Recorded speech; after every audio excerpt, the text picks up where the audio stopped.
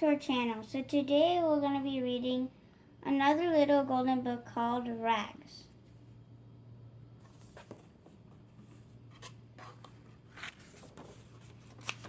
Mr. Kalbani the grocer liked dogs. He wanted one for a pet, but his wife was not fond of dogs.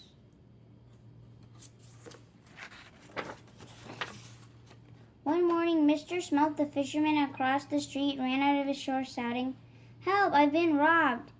"It wouldn't have happened if you kept a watchdog," shrieked Mrs. Smelt, his fishwife. "Well, that won't happen to us," said Mr. Kalbani the grocer. "I'm going to the pet shop right now to get a big, fierce watchdog." "You know I don't like dogs," sighed Miss Kalbani. "I'm with the biggest dog you've got," Mr. Kalbani told the man at the pet shop. "Here's a puppy who'll grow up to be the biggest dog you've ever seen," said the man. He handed Mr. Kalbani a furry bundle to take home in his pocket. "So this is the big, fierce watchdog," laughed Miss Kalbani. "He looks like a bundle of rags." And from on, they called the dog Rags. Miss Kalbani made the puppy a nice warm meal, then she sewed him a little rag doll and stuffed it in with dry beans. The puppy took it in his teeth and shook it playfully. He really liked that doll. The first night in the store the little watchdog was afraid of the dark. He ran and he cried and cried. "Hush, Rags, you come into bed with us. And bring your dolly," said Mr. Kalbani.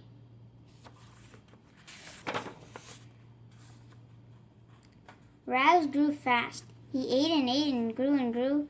When the beanbag wasn't in Rags' teeth, he made sure it was close to his paw.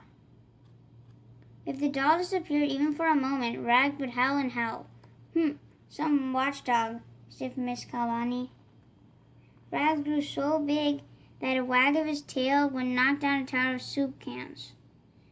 He loved everybody. "Now that he's so big, when is he going to start being fierce?" said Miss Kalbani. "Oh, pretty soon," her husband promised.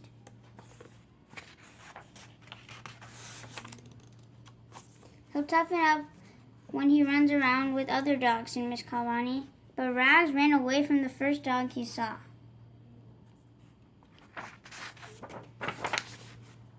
Rags ran away from cats too. Even inside his own store, he ran away from mice and spiders and Mrs. Kalbani's broom.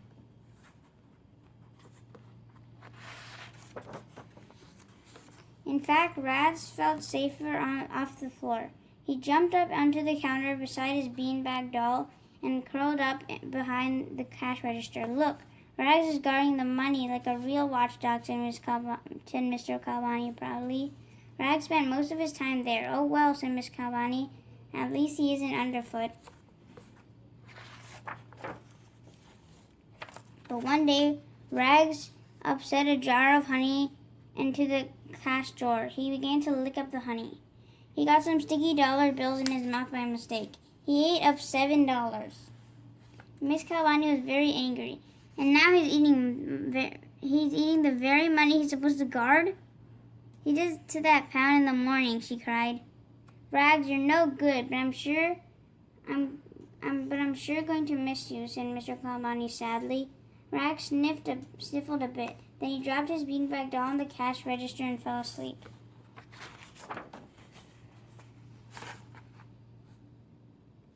The grocer went out to the back door to empty the garbage. Out there in the night, a robber was waiting. As he nipped the door, as soon as Mr. Kalbani turned his back, he tiptoed over to the cash register to steal the money. He was not afraid of Rags, who was fast asleep. He had heard all about Rags, but when the robber tossed the beanbag doll to the floor, Rags woke up. Rags was angry. He leaped at the robber and knocked him down. Then he sat on him and barked. Mr. Kalbani heard Rags barking and ran to the store. He saw the robber and shouted, "Help, police!" When Officer Duffy got there, Rags was still sitting on top of the robber, his beanbag in his mouth. Rags was a hero. His picture appeared in the newspaper.